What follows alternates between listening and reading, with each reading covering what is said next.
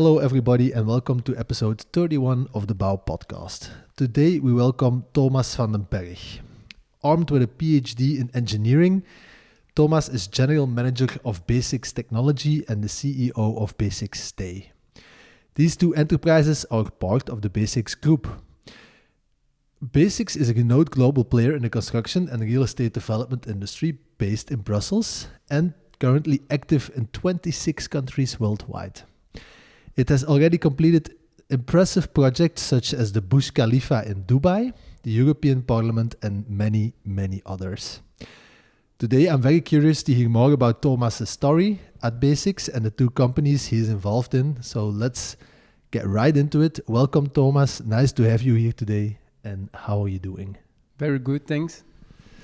We already mentioned it in the introduction, but BESIX is an enormous company, right? I think it's the biggest contractor of Belgium. The biggest group active in construction, yes. Okay, yeah, the biggest group active in construction. And you already you've been acting there. You've been active there since you graduated from your PhD. I started on the 1st of October 2010. Okay.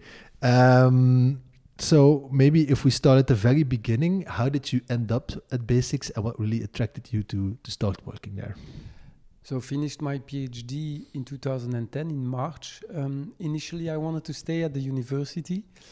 I was very intrigued by launching some spin-offs, so already the startup or the entrepreneurial spirit. And at the end, I got in several also interviews with McKinsey, with Boston Consulting, and with BESIX.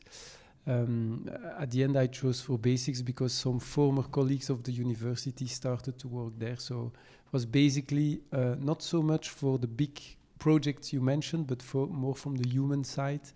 There were some colleagues I really appreciated that were apparently very lucky at BESIX, and that's how I ended up at BESIX. Okay. And maybe if we even take a little step further back, the PhD that you've done, it's on structural optimization. Yes. Can you explain maybe a little bit more what that is? Of course. And maybe give some high-level insights into structural optimization. Sounds very interesting. So it is. It's a while ago, so I'll try to be brief because it's very specific. I think it's based on morphological indicators. So it's a methodology developed by Philippe Samin, one of famous Belgian architects, end of 90s, if I remember well. And so what he wanted to do is to develop a methodology that helps architects or structural designers in the conceptual stage, so the very early stages of the design, to help them by graphics or by dimensionless number to be able to compare quickly without detailed calculation the lightness and how light different structural shapes are. A typical example is you've got a pedestrian bridge. Do you go for an arch? Do you go for a beam? Do you go for a truss? How do you quickly compare the weight of these different structures? So Philippe Samin started with that. Then the methodology got expanded or extended with buckling, with instability of elements and so on, by Jan van Stertegem, by Patrick de Wilde, by Per Lateur. And my role during my PhD, I further worked on the same methodology of this dimensionless number, but I added the part on dynamics. Again, typical a pedestrian bridge, when you walk over it, when several people walk or jump or run over it, it might be prone to vibrations, to resonance. That can bring discomfort or, in the worst case, failure of the structure. So I wanted to make sure that when you design lightweight structures, you don't have dynamic problems afterwards. So I included the dynamic behavior into the conceptual design of lightweight structures. So that was my topic. Okay. I don't have an engineering background. So if I try to rephrase what I think you just said, is it's a system to very easily get a good indication of which type of structure it needs to be, considering cost and considering visuals as well, or is it mostly focused on the cost? But the visual, you've got it. I mean, if you compare an arch with a truss or a beam, you know immediately what will be the aesthetical impact. The idea was indeed not the cost, but the weight. But at the end, there is a relation between cost and weight, of course, but it's to know what would be the lightest option of the two. Okay. And light, less material, lower cost. Exactly. Of course, it's assuming that cost and material are one-on-one related, while we know that standardization of shapes, the number of nodes, the methodology to construct, they all have an impact on the cost. But at the end, when you really go bottom line, and now we see it with the energetical crisis and the raise of price of materials, I think it was quite visionary. We talk about 25 years ago to consider the weight of the structure as the ultimate measure of the cost of the structure. So there is a link with energy, of course. So I think it was quite visionary, the method. And it came to market in a type of software program, or it's a calculation? How do I need to... No, it didn't. Unfortunately, many of the PhD theses, they don't end up in a commercial product. So there was no software. There is, of course, scientific articles, papers, journals. The thesis as such, books are also available, but it never got translated into a commercial solution or product or calculation methodology. It's still sometimes used to compare structures by the ones that have done a PhD on the methodology, but it's not a widely spread thing. It seems like a missed opportunity. Could be. It's never too late. Do you think there is a lot of it feels at times that the construction market isn't really academically driven, or less academically driven as certain other industries? And do you think that there is more potential in the academics behind construction to maybe increase efficiencies in the industry? Yes, but we also have to accept that it takes time. I mean, there is a scientific part, which is in essence based on evidence, scientific evidence, theoretical or experimental. And then you need to translate that into potential prototyping of software or hardware. And then you've got all these TRLs, technology readiness levels. So sometimes it takes 20 years, sometimes it takes few years. But I think you're right. There is a lot of knowledge, a lot of scientific progress that is not translated into practical solutions for the market. That's completely true. We need entrepreneurs to do that. And I regret to see that most of us as engineers, we are actually trained initially as scientists, I would say the first years, and then it evolves in a managerial role often, but not in an entrepreneurial role. We are not trained, or at least I was not trained at school to create a company. I was trained to solve scientific and technological problems, and then later on I had the opportunity to manage teams. But managing a team and creating a company, it's two completely different things. So I think one way maybe to bring more, if that's your question, more scientific progress into really tangible results on the market, it's probably through the education of more entrepreneurial mindset at university or even high school. I think we miss that a bit, yes. Yeah, I agree. I think... I think maybe Bao is a good example. It was started at university, but in very specific Manama at the Antwerp Management School. Mm-hmm. And we did see a lot of people from all different backgrounds of university come together in this 1 year to learn about how they could start the business. And it could potentially be interesting to implement this more during the master studies themselves. Yeah, I agree. Manama, so it's a master after a master. It's a pity it's not during the master, you're right, yes. Mm-hmm. Okay, so then with that academic background, you started at BESIX, mm-hmm. But currently you are in a completely different position than anything that has to do with the structural calculations of the many buildings that BESIX has built or is building, right? So how did you end up in this position? When I joined BESIX, they asked me if I wanted to implement BIM, Building Information Modeling or Management. I didn't know what it was, so I asked a week to be able to read a bit about it.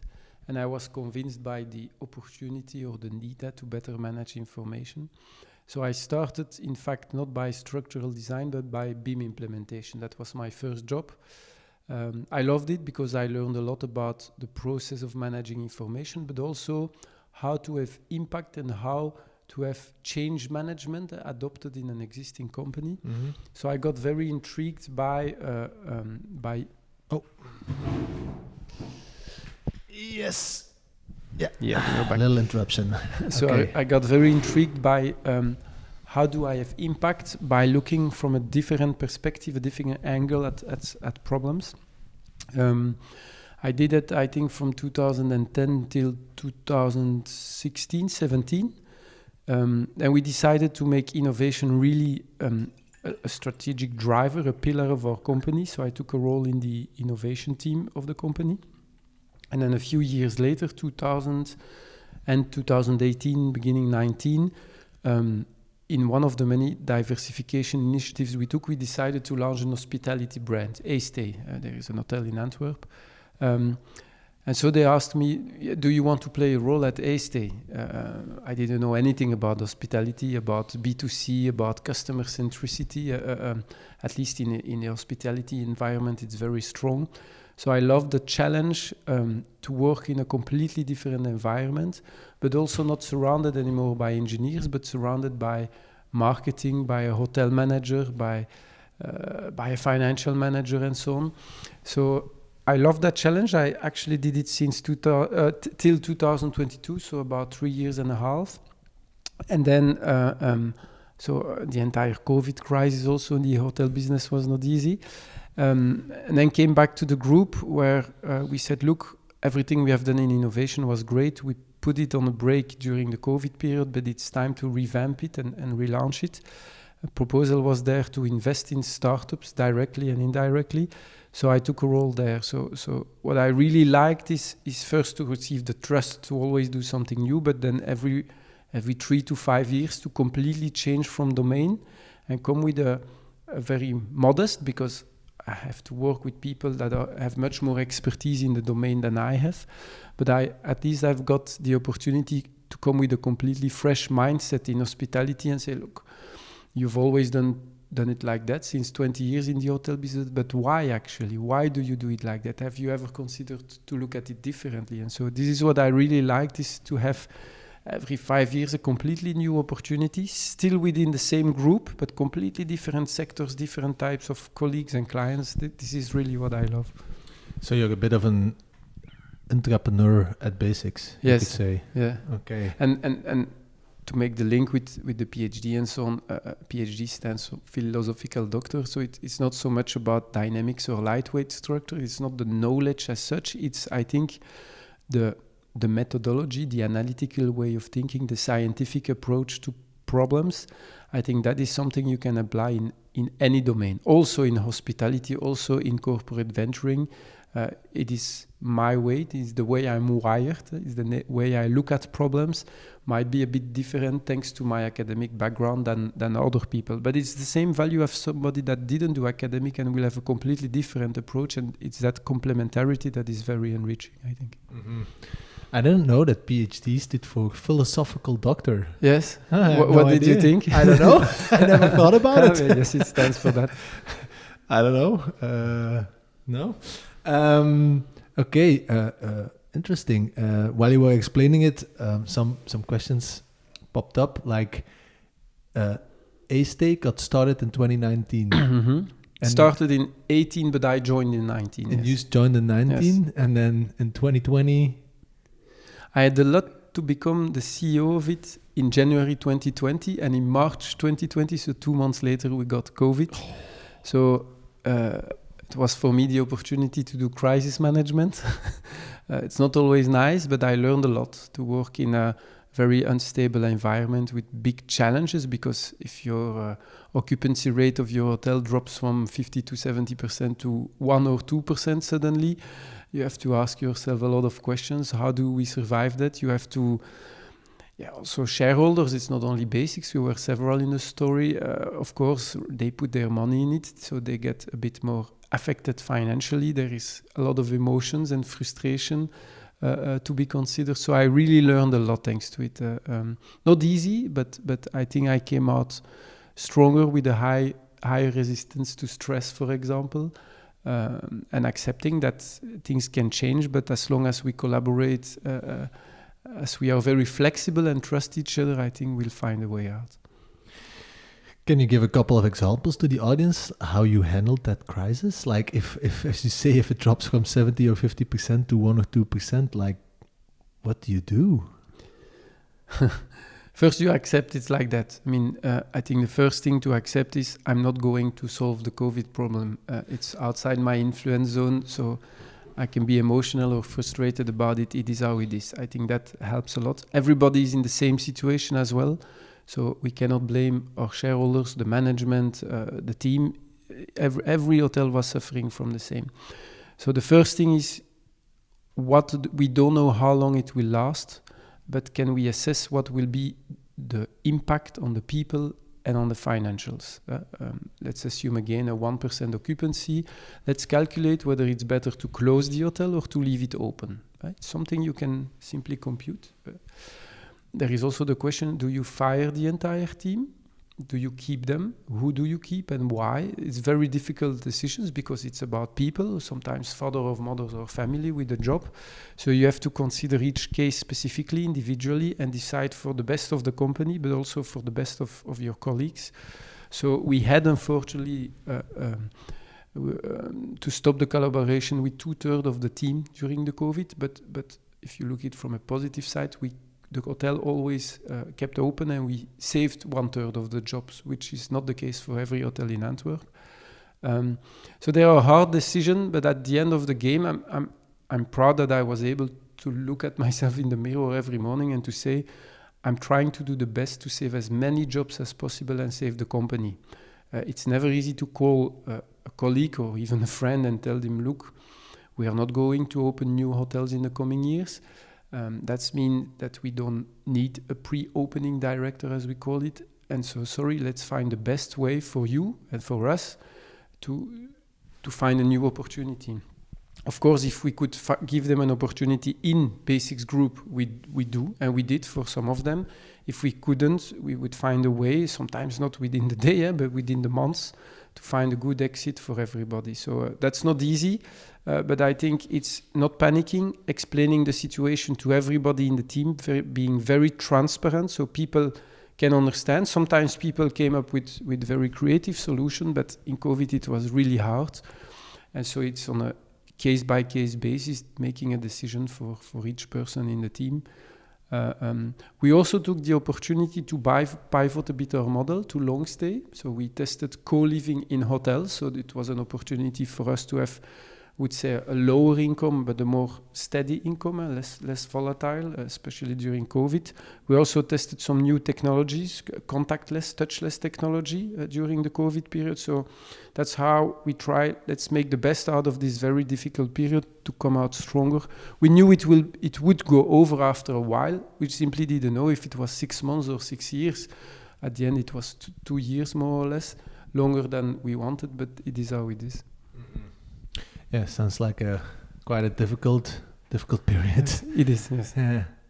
Or like any other of those elements that you mentioned, like the co-living, the contactless booking or entering of the hotel. Do any of like these things that you tested during that period, do they stay on now when things are back to normal? The long stay, for example, is something we continue to do even afterwards. Especially in Antwerp, because there was a need for student housing even after COVID, so we played a bit on that.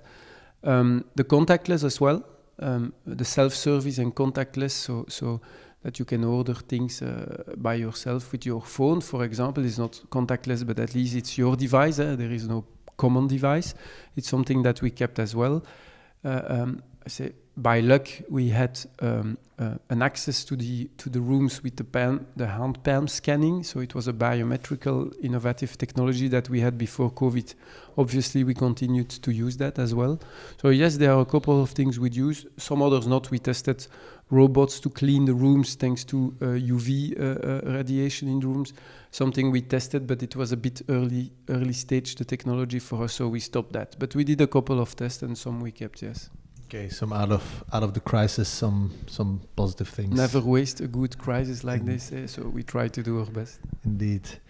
Okay, so then COVID is done. You go back to basics, and then the technology side of basics that you're currently leading really started up again. So that's been 2 years. About 2 years, yes. Well, the innovation team as such, it started in 2017, initially internally. So our colleagues could drop an ID, create a team, got selected for a bootcamp, and then receive time and money to work on their IDs. I think it was an important step, first to understand that everybody can be creative and come up with IDs. That innovation is important, but it also led to the conclusion that the time to market and the risk of failure is very high when you start from an idea of colleagues. So it didn't result in any tangible business, but it helped in the mindset evolution. So in around 17, so after a year of that, we decided to go for open innovation, so collaboration with externals. So we organized hackathons. We launched the first acceleration program for startups, backed by a construction company. That was the first time in Belgium. So I think we did 3 waves of 5 European startups that we helped during 12 months. That was 17, 18, 19 also. Then came COVID to 2020. We stopped the innovation exercise or program back then. But then when COVID was gone, if you can say, it didn't completely disappear, but to an acceptable level. To 2022, we said, let's relaunch the innovation initiatives. But what did we learn? Well, first, innovation remained a real strategic driver, but we learned that the time to market is too long when you start from an ID. We learned about, thanks to the hackathon collaboration with startups, how lean our governance should be, how lean or fast our decision-making process should be, what are the challenges. Having a positive P&L is not the same as being cash break-even, and sometimes you have to focus more on cash for growth than on profitability for a startup. So thanks to all of this, we said, look, in 2019, by coincidence in Antwerp, we invested in our first startup. We've got 7 today. Why we don't build above these 7 direct investment a strategic layer, a portfolio approach, where we have a very clear idea on our exit strategy, why do we invest, how much do we invest, how do we decide, how do we select the startups, and that became BESIX Technology. So the idea is we want to diversify the revenue stream of the group. That's very clear, being in contact with technology. But at the end, we want a portfolio of 15 startups. At a certain maturity level, I can elaborate later if you want, but at a certain maturity level, again, this time to market shouldn't be too long. And the idea is that they contribute to the diversification, again, preferably of recurrent revenue for our group, yes. Okay, so it was quite a journey, quite a lot of learnings before you got to the point of BESIX Technology. Yes, and probably BESIX Technology is not the end point, but it's the next step, yes. Yeah, it took 6-7 years, yes. Okay. And the 7 startups that you have invested in now, or the 7 businesses, is there like a certain vision behind it? Like what binds those 7 together, except for the fact that they have reached a certain maturity? I assume you don't invest in anything that's pre-revenue. We don't know. Right. No. So in terms of technology, there is no common ground. I mean, whether it's software or hardware or artificial intelligence or blockchains, or we don't really look at. We look at it, but we don't say that's the only technology we want to invest in. Not at all. We try to diversify as much as possible. In terms of maturity, yes.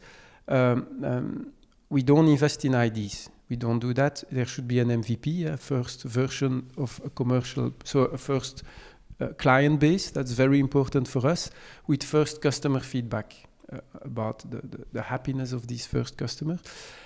We don't invest in a very late stage because they are too expensive. Very big scale-ups are too expensive. We wouldn't be able to afford 15 of them. So we go for what we call the product market fit. So the company starts to sell.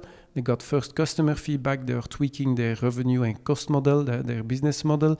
Then they find the first fit and they want to scale it. So really, right before scaling, that's the moment where we try to invest. So maturity is an important selection criteria. The second one, is maybe even more important, is that we realize that we are not a financial investor. We are not a fund with tens or hundreds of millions of euros to spend. Of course, we invest in money. But when a startup accepts BESIX, it's for all what we can provide next to the money. So it's engineers, of course, expertise, competences, sometimes young human resources. We've got today, I think, 7 persons from BESIX that went to some of our startups to work there, so it's internal mobility. And it's also commercial leads, credibility on the market. Sometimes it's easier when BESIX introduces the startup than the startup directly. And so we are really focusing on the startups that we can not dominate, not buy completely, but that we can support and help to grow. For example, geographically, we are not present in the United States. We are not going to invest in a startup that only operates in the United States. But we are quite present in Benelux, to give you an example. If an American startup absolutely wants to enter Benelux, we could have a look at it. So the main criteria is really how can our current operations help the startup to grow. But of course, we want to diversify. So it should be a startup that either uses a technology we don't use or serve a market segment we don't serve. So it's still about diversification. But if we don't see directly which company or entity in our group can help the startup, we won't invest. It sounds all very logical, maybe even like scientific. Do you notice that, as you mentioned, the philosophical doctorate is helping you in this task of building out and managing a group of startups? There is always a human part, and that's probably the most important part. And it's not the one that I got during my PhD, even if I had very sympathetic colleagues.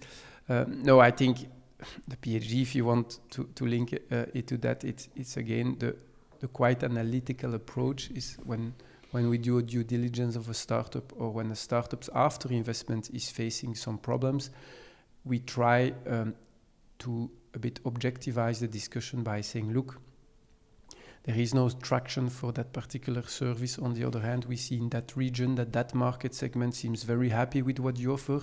We might pivot and work a bit more on that. So we try to bring a bit that more, you can call it scientific, but that more evidence-based or data-based approach to making business decisions. But at the end, first it starts with building a trust relationship with the management of the startups or the entire team, so that we are convinced that when we will face difficulties, like every company does, every startup, we will be very honest, transparent. Maybe we won't disagree from day one, but we trust each other that we both want the best for the startup. And that's something that I've learned more from the crisis like COVID we mentioned before, or even other opportunities I had to manage some crises at BESIX, less from the PhD. So I think it's like a combination of the best of both worlds, a quite evidence-based approach from the academic background and mixed with a really sense of empathy and humanity, because again, you're working with people from the previous jobs I had to do at BESIX. Mm-hmm. If you, I think from the people who are listening to this, they're mostly active in the construction industry. BESIX, as we mentioned, is one of the bigger, if not the biggest player in the Benelux market on certain elements. But if you could give like a couple of tips to people who work in probably smaller or mid-level organizations about how they can start implementing more innovation in their own construction efforts. Do some things come to mind?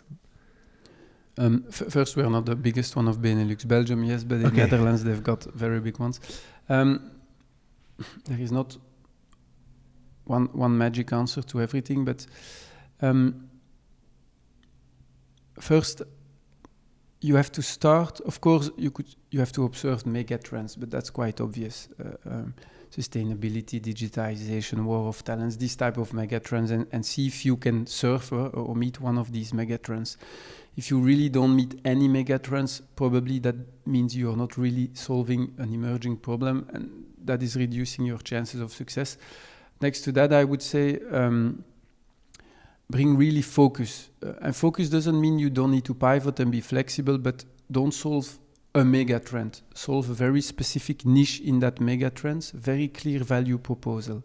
If it's unclear, the client, the customer won't understand what exactly you're providing as added value, as solution, so you won't be able to convince them. So the simplicity and the clarity of your message, I think that's key. You really have to focus on that, and it might take months or years till you get it, but as long as that is not right, be very, very, very careful on how much cash you burn, because there are companies burning millions of euros to get their proposal right, and it doesn't work. So I would say, no, it should be tens or maybe hundreds of thousands of euros in these early stages, but really don't burn cash as long as you didn't get that problem solution and product market fit right. Be very, very careful with expanding the team and so on. Once you feel, and it's not scientific, but you got this market traction because you've got a very good net promoter score, because you have recurrent clients or good retention rates, because you've got your pricing very well under control, and so on and so, because you know your go-to-market strategy in terms of marketing, then you can start to go for the bigger money and do a fundraising of a couple of million euros to scale. So the best tip I would give it, keep it very clear and simple and very lean in terms of cash burn in the beginning. Otherwise, you're digging such a deep hole of cash that it will never be compensated by sales afterwards. Mm-hmm. Yeah, I fully agree. I think that's also our experience. Yes, we've been commercially active now for 5 years, and you start with the idea for a product, and from our case, the idea for the product when we started commercialization was roughly the same, but the message to get it in a nice to get it connected to the market, it takes a while. Yes. And yeah, I think if you want to go too quickly, too soon, especially in hardware, things can get ugly quite fast. Yeah, of course. Yeah, no, I fully agree. Okay, so where do we go from here? So you've been active at BESIX for roughly 15 years, right? 14 and a half, yes. 14 and a half years. What do you think sets the BESIX Group apart from its competitors in the construction industry? It's a good question. The first word that pops up is pioneering. You said we did the Burj Khalifa, the highest tower of the world, but I think we love to master complexity. Could be in terms of size, the Burj Khalifa. Could be, it's not always size, but it can be. Once there is a high level of complexity, contractually, engineering, construction method, and so on, is there that we feel at the best, the most added value. And so I think we are very good at creating in that complexity a sense of trust from the client that we are doing our utmost best together with you to find pioneering solution, often in terms of engineering, to make what seems to be impossible at the start possible. I think that's really what distinguishes us from the rest. Could also be the collaboration mechanism that is pioneering. It's not always technology. I would say that's towards the market, but of course to do that you need to have people that are passionate about pioneering and complexity. And then what I see at BESIX, what I really love, it's that you receive a lot of trust and flexibility. Look at what I said. I started with a PhD on structural engineering to end up managing a hotel business and now collaborate with startup. There is no link between, but I just got the trust in probably the attitude I have and the modesty that if I don't know, I'm just admitting to the team, I have no idea, but as long as I don't understand why we do it, we have to keep, we shouldn't convince ourselves of something we don't understand. So I think it would be the pioneering, thanks to a very good company culture based on flexibility and trust. I would say that are spontaneously the first thing I can think about, saying it's because of having these very good, loyal people in the company that go the extra mile for the client, and they go the extra mile because they receive the freedom to do so from the company. I think that's very good. Sometimes it translates organizationally in a less structured approach. There are other big construction companies that are very centralized. We are much less. But it gives us the advantage to have this local anchorage and flexibility that is also needed. So every ups comes with a down or a counter side of the medal. But in our case, I would say it's pioneering through trust and flexibility. I think that's our biggest added value for the clients. Mm-hmm. Yeah, I can imagine if I don't know who was the party who gave the assignment for the Burj Khalifa, but if they come to you and they say you want to build the tallest building ever, I can imagine it's indeed a certain type of organization that says, okay, yeah, let's go. We want to take on this challenge. We didn't do it alone, but of course it's based on the trust that we were one of the first companies about 60 years ago to go to the Middle East. So we had some decades to prove that we are a reliable partner, and that's why we probably got selected. I was not at BESIX at that time, but I can imagine they wouldn't give that type of project to the first coming candidate in the room. No, I can imagine. It's still the tallest building, no? For the moment, yes, but we are building the foundations. We actually finished of the new highest tower of the world. Okay. There is a competition, especially in that region of the Middle East, to go higher and higher. Yeah. We are involved in some of the new initiatives as well. Yes. Okay. I think is it the project that got stopped for a couple of years? There are several ones. There is one in Saudi Arabia. There is another one in Dubai, but the one in Dubai is ongoing. Yeah. Okay. Yeah, it's fascinating. I once took when was it, before COVID? I once took a trip to Dubai with startups.be, which was organized by BESIX, and we went to visit some of the sites you guys do over there. Yes. Yeah, I never went to that region before, but seeing the size of some of those projects, it's mind-boggling. I remember we visited the new mega hotel that was being built. Atlantis. It's almost finished now, yes. Okay. It takes a while. This big project, take a while. Yeah. I remember going to the site and there were like, if I remember correctly, 5,000 people working. Yeah, that's the order of magnitude. Yes. Yeah, it's a small town. That's when I mentioned mastering complexity, logistical complexity is also one.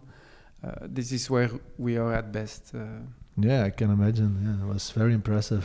And where does your personal interest in construction come from? Well, first, it came with engineering. I loved mathematics and science in general at school. And what I loved about engineering, it combines science and technology to solve real problems, not only theoretical problems. And then, so that's why I started engineering. And then back then it was not bachelor and master, but in Dutch kandidatuur. So after 2 years, you need to choose a specialty. Mechanics or construction, and I chose construction, I believe, for 2 reasons. The first one is it's again about how tangible the result is of what you're engineering, and here you're shaping the structures where people live, work, sleep. So this is this scale 1:1 that I really liked more than micrometers or nanometers. Everybody loves different things. And the second was again this human touch. The department of construction of VUB, Vrije Universiteit Brussels, where I studied, had a good reputation of good relations between the researchers, the professors, and the students. So the mix of, I know these are nice people, and I will be working on projects that are really tangible and visible on a daily basis. That's what convinced me to do construction. Mm-hmm. Yeah, I can only reaffirm motivation behind it. But I must say, for me personally, it came like, of course, you're building something that people are gonna live in. But a couple of years ago, we were finishing a project in Brussels Center, 2020 Studios for Urbicon. And I very vividly remember, for me personally, I was walking through the building. We were doing all the finishing work, and it was quite a rush. And I remember going up and down every floor and looking at each studios, and there were 4 studios on each floor, and just going through the building and thinking, wow, it's actually kind of crazy that we designed something and there's going to be 20 people who live here day in and day out for maybe 40, 50 years in something that we as a business designed. And at that moment, it also really struck to me like it's quite a responsibility. Yes. Like there are a couple of products in that get the most interaction in a person's life, and it's like today it's a phone and a laptop, but it's also the home, especially the interior of the home. So I understand where you come from. It's very motivating to work on something that has such an impact on the day-to-day life of people. Okay, and then today it's the technological side and the innovation side through the technology, and the interest for doing that.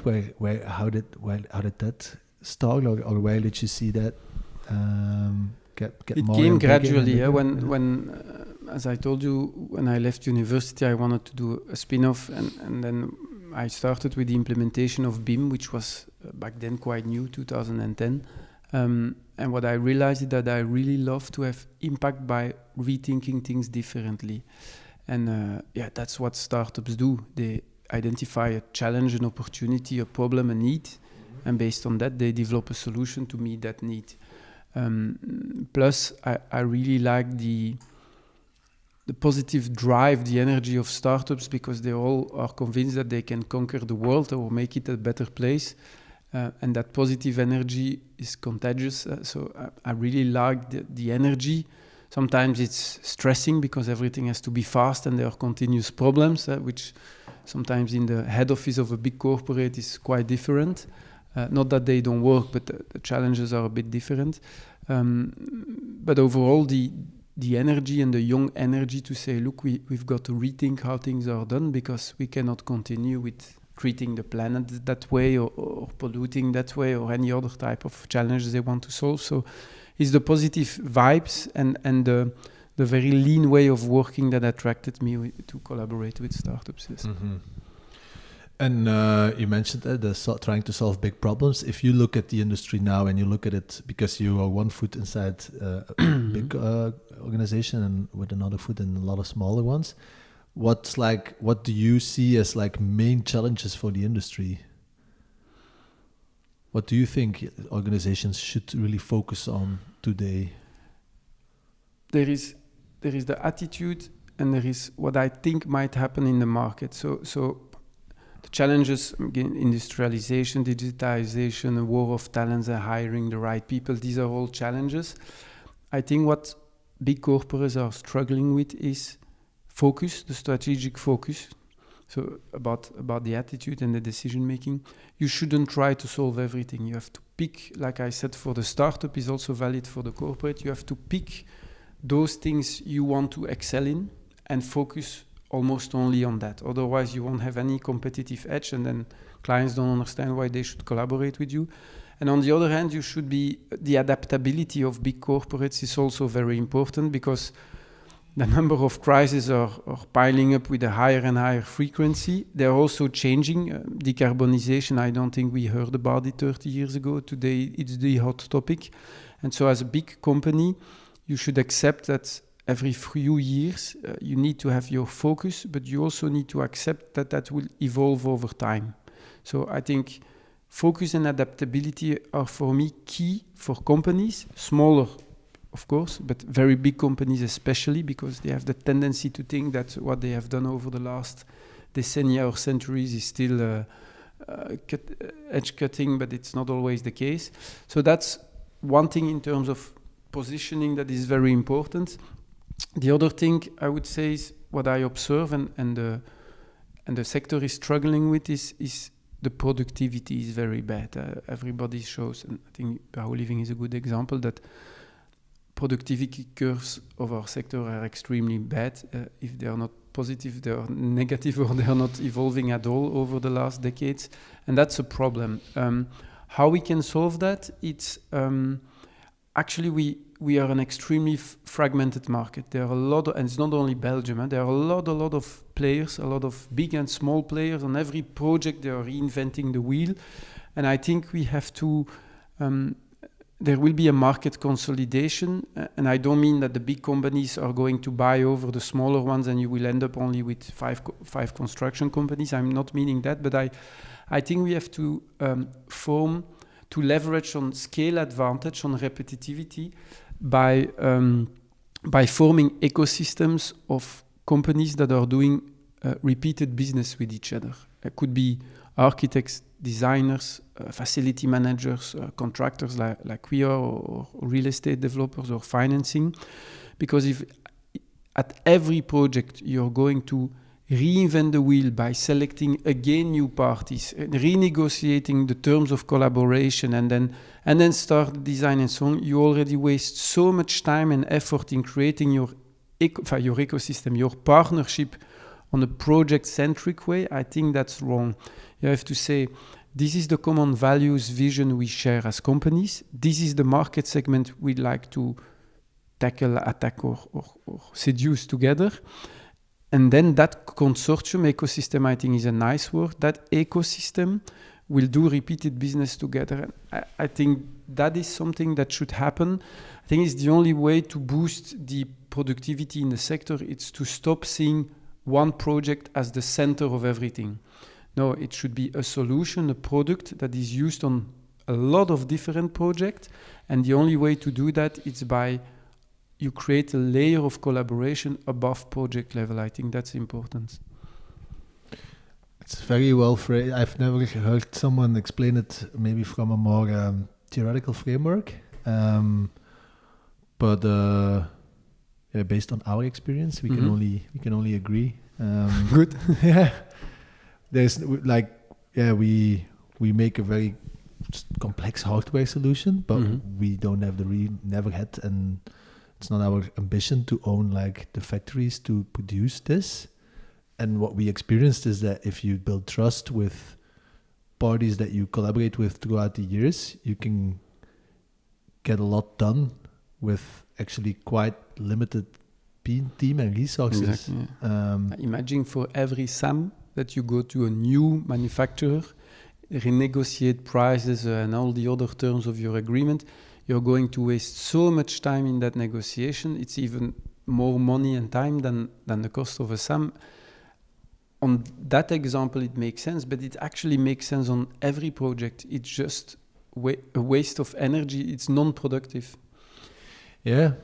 Sometimes I think it could have been really interesting for me and Axel maybe to work a couple of years at a traditional industry, a traditional construction business, or maybe not, I don't know, but sometimes we do wonder, like we have our process and for us it's always the same elements that go into it. So if a client asks a quote, we have our software, we make a design, we extract a BOM out of it, we upload that in a very complex Excel, but we get a price out of it quite quickly because it's all and then sometimes we do wonder, like, so in a traditional construction project, everything needs to get re-quoted, needs to get contacted for prices again and again. And if you look at it from that perspective, I can imagine it takes forever. Yeah. And what I'm not meaning is we don't have to standardize the product. Not all houses or football stadiums or bridges have to be the same, but we have to establish framework agreements, partnerships, maybe standardize the collaboration process, not the product. So again, we have to leave to architects all the freedom they need to make these beautiful places, but the way we collaborate with our architects, that could be standardized. Mm-hmm. Yeah, absolutely. Let's see, because we are approaching the end of the time-wise, at least. Okay. We always finish with a couple of more personal questions. No but problem. is there anything else you would like to maybe dive a bit deeper into from the BESIX side before we focus a little bit more on you? As a person? I take always the opportunity to do a call of action for all the listeners of your podcast. We are happy that we have a lot of contacts, but our network is, of course, limited. If you see any opportunity to collaborate, it might not be an investment as such, but any type of collaboration. I hope with this podcast you understand a bit how we see construction and how we collaborate. Feel free via Bao Living or directly to contact us, but we could talk about many topics maybe. Okay, we will put, we can, at the end we can say how they can best reach you, yes. And we can put it in the show notes as well. All right, so then a couple of our traditional finishing questions. Thomas, if you could have a drink with anybody, dead or alive, who would it be? The first thing that popped my mind is, of course, the more romantic answer. But I won't do that in this podcast. But no, I'm watching like a lot of people Netflix. I watched the movie Oppenheimer about the father of the atomic bomb, Oppenheimer, Robert Oppenheimer. I would go for a drink with two people. Oppenheimer, not so much to discuss nuclear energy or quantum physics, but more to discuss if he would see the world today and the impact of his invention or what he managed as the invention on today's society, would he have done things differently? So it's more about the ethical part of the job. And I would invite also Elon Musk to that drink because he's less of a scientist but more of an entrepreneur who has his vision where you could discuss a bit some of the ethical choices he makes sometimes. But the exchange between Oppenheimer and Elon Musk is something I would really like to be present at. Mm-hmm. Yeah, I can imagine. I think there's a chance, you never know of course, but I think Oppenheimer, I think, would be surprised about what the impact of his invention actually has been, because there is an argument to be made, and I'm not sure that's right. I'm not smart enough to say that that's absolutely the case, but there's an argument to be made that his invention created an unprecedented amount of peace in the world. For example, yes. Yeah, and I don't think he would have predicted that, although he lived till quite... Yeah, he lived a long time after what happened in Japan, that's for sure. So he had time to reflect, but I don't think he has known the world like we know it today. And I'm not talking only about the atomic bomb or nuclear energy, but about all the challenges we are facing, about the impact of social media, about the energy prices and so on. And I would just wanted to have his vision on something incredible he has created, but that had a big societal impact. And through his eyes, look at what an entrepreneur like Elon Musk is doing, and that they would comment or inspire each other of, did you ever think about that before you're launching something? Mm-hmm. That's something I would be curious to see. Would definitely be a very interesting conversation, that's for sure. Is there a book that you recently read that you would like to advise to our listeners, maybe during the spring break that's currently going on? Yeah, it's a small break, so a small book. I received a book from the CEO of one of our startups, from Build Up, from Hélène. It's a small book. I wrote the title is The Almanac of Naval Ravikant, a bit a difficult book. It's about wealth and happiness. The title is difficult. Wealth is a bit less important for me, but it is the part about happiness. Why I like the book, it's because sometimes with a couple of simple sentences, it can make you look differently about basic aspects of your life. I'm giving an example.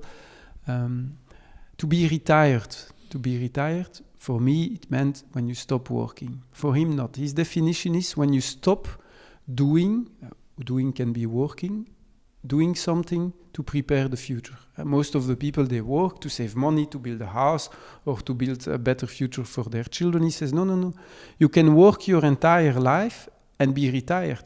The day you go to work, just because you love it, or because you love the impact you have that day, you're retired. And for me, it was not a revelation, but it was inspiring to look at work as a way of developing yourself as a human more than an investment in a better material future. So there are a couple of sentences that are really good in the book. I think that's a very good one. Naval Ravikant, I know him as well. I listen to a lot of his podcasts, although he doesn't do a lot, but he is very interesting person. Yes. Like to see that in his relatively short lifetime, because I don't think he's even 60 years old. I think early 50s or something. Yes. What he's already accomplished, and then the philosophical lessons he took from it. It's also, I find it very interesting. There's like there's some memes online. He does like one of the bigger podcasts, Joe Rogan and so on. Tim Ferriss. He does one of those every 2 to 3 years, and he doesn't do any of them in between because he says, I need time to come up with new original ideas. But it's crazy because he went to Joe Rogan once, and then Tim Ferriss 2 or 3 times when it's just about himself. And every time he does one of those, the internet responds with like, best podcast of that year. And it's crazy the amount of like insights in 1 or 2 hours that guy brings. Yeah, I agree. It's remarkable. It's a small book, but after 5 pages, you have one sentence where you say, so simple, but it's so logic, in fact. Why did I never think about it before? Yeah, big proponent of meditation yes, as well. Yes, exactly. Yes. I think one of his I don't know if it was him, but I think it's him. He says like most of humankind's problems arise from the fact that a person cannot sit still on a chair for an hour and do nothing. Like most of the issues is just we just want to continuously be busy. continuously do things. Anyway, all right, then I think we are approaching the end of this very first edition. Thanks for having me. Thank you for making time. It was very interesting. I think our audience will very much appreciate everything that you've already learned in the first 15 years at BESIX and in the industry. And I think I can only speak for myself, but I'm looking forward to see what the next 10 or 15 years will bring. So thank you very much. Thank you. All right. Bye-bye. Thanks for listening to the Bao Podcast. If you enjoyed this conversation, make sure to subscribe to our channel. If you're interested in Bao Living in our Smart Adaptable Module or SAM, go check out our website baoliving.com.